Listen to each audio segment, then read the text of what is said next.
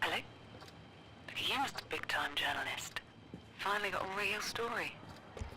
Right. Keep your head down.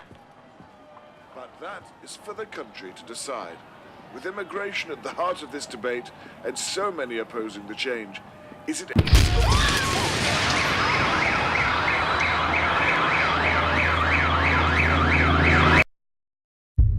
Scarlett, what did you do? I understand we didn't see eye to eye, but I never thought you'd go this far. How dare you put this on me? The people need to know that their government is lying to them.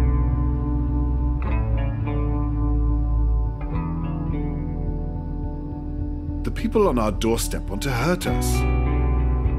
There's rioting in the streets, for God's sake. Just know I'm going to do anything in my power to stop you.